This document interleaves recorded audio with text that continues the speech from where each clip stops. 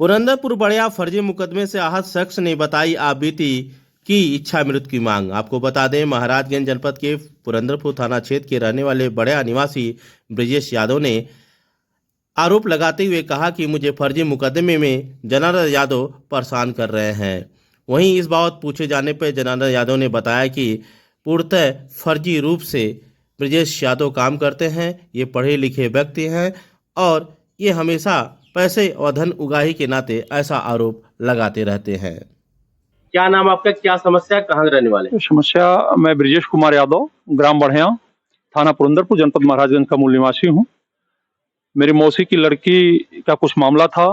यहीं निराल नगर कॉलोनी के एक हैं जनार्दन यादव, और जो मेरी मौसी की लड़की के यहाँ अपने लड़के की शादी किए थे, और मेरी पत्नी 13/9/18 को नहीं 13/9/18 को मेडिकल कॉलेज में भर्ती थी, और 13/9/18 को वहाँ मौसी का लड़का मर गया। जो बयान दिया मेरे सामने, वही बयान मैं मुकदमा अपराध संख्या 3/19 कपिल वस्तु सिद्धार्थ नगर में दिया था।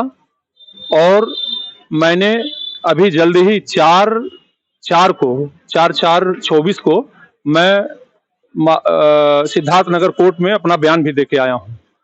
और वो मुझे परेशान करने की नियत से पहले अपनी बहू से, निक्की देवी से मुकदमा करवाना चाहे, नहीं हो पाया। 156(3) में मुकदमा किए।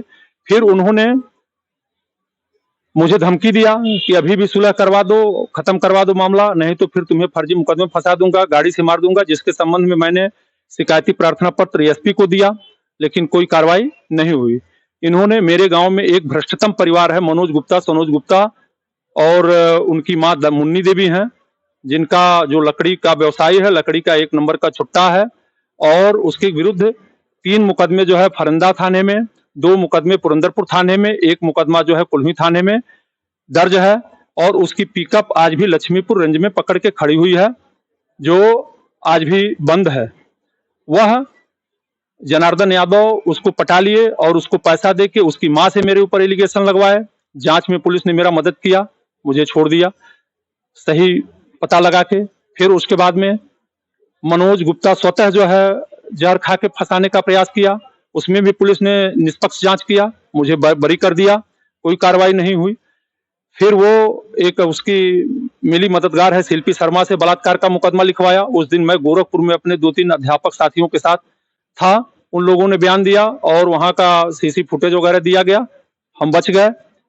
उसके बाद फिर वर्तमान समय में 27-28 तारीख को फिर वो धमकी हमें दिया, जान से मारने इत्यादि के संदर्भ में।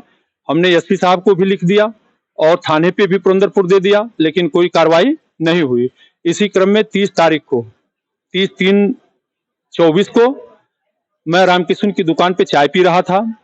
वो बगल की दुकान पे खड़ा हो गया, बोगदा उठा रहा था और मुझे जान से मारने की धमकी दे रहा था। मैं पीछे से कूद के वहां से निकल गया, और मेरे घर के लोग और आसपास मेरे जानने वाले लोगों को किसी ने सूचना दे दिया। मैं उस दिन 6:06 पे एसपी के पीआरओ नंबर पे फोन भी करके बताया था। 112 नंबर पे भी मैंने फोन किया, 100 पुरंदरपुर को भी फोन किया, 100 फरंदा को भी फोन किया।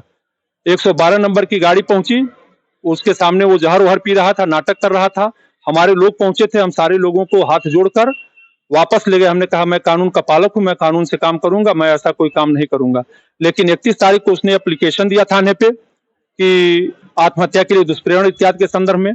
मैं भी गया थाने पे, मैंने एफआईआर के लिए एप्लीकेशन दिया, मेरी नहीं सुनी गई। फिर जनार्दन यादव अपने 5-7 लोगों को साथ लेकर आया 5 बजे के आसपास, थाने के बाहर मुझे जान से मारने की धमकी देने लगा। और मैं उसके बाद एसपी जो है डीएम साहब के कार्यालय में गया, और डीएम साहब के कार्यालय में मैंने ये मान लिया कि ये सरकार, इस सरकार में केवल मुझे न्याय तो मिल रहा है, लेकिन जिस हिसाब का न्याय मिलना चाहिए उस हिसाब का न्याय नहीं मिल पा रहा है। जो कार्रवाई होनी चाहिए थी वो नहीं हो पा रही है। मुझे भेजकर उसने अपने भाई, अपने जो है लड़के, जनार्दन ने अपने लड़के और 2 नौकरों को भेजकर मुझे मरवाया भी था। मेरा हाथ भी टूट गया था, मैंने मुकदमा किया, और एक फर्जी मुकदमा उसने SC/ST का भी मेरे ऊपर करवा दिया है।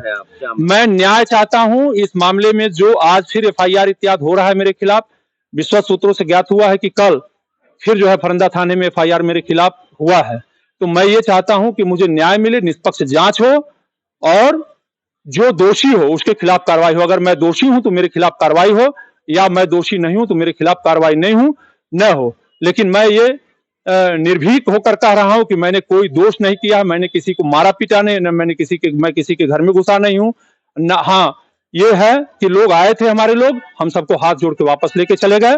मनोज बल्कि भक्त जो है, एक जो है भभूति भर हैं, उनके घर में जाके घुस गया था, वहां आराम से बैठा था, हम लोग सबको वापस ले गए। कोई कार्रवाई, मतलब कोई किसी प्रकार की अप्रिय वारदात नहीं हुई थी। वो बार बार मुझे हैरान व परेशान करने की नीयत से जनार्दन मेरे ऊपर बार बार कार्रवाई करवा रहा है। इन लोगों को रोका जाए। इन लोगों ने जितना मुझे सताया है, इनके विरुद्ध जो भी जिन धाराओं में बनता हो उचित मुकदमा पंजीकृत किया जाए। और नहीं, अगर पुलिस मेरी रक्षा कर पाती है, सरकार नहीं रक्षा कर पाती है, तो मैं इच्छा मृत्यु की मांग किया हूं। मुझे इच्छा मृत्यु, मतलब स्वैच्छिक इच्छा मृत्यु, जल समाधि लेने की अनुमति प्रदान की जाए। उक्त के संबंध में मैंने chief justice of India, chief justice of UP और प्रधानमंत्री, मुख्यमंत्री, महामहिम राष्ट्रपति जी को, माननीय राज्यपाल जी को मैंने देकर सूचना अवगत करवा दिया है। राष्ट्रीय मैंने सब जगह भेज दी है। मैं यही चाहता हूं कि मुझे ससम्मान जीने का मौका दिया जाए, और अगर मेरे सम्मान की सुरक्षा सरकार और प्रशासन नहीं कर पा रहा है तो मुझे इच्छा मृत्यु दे दी जाए।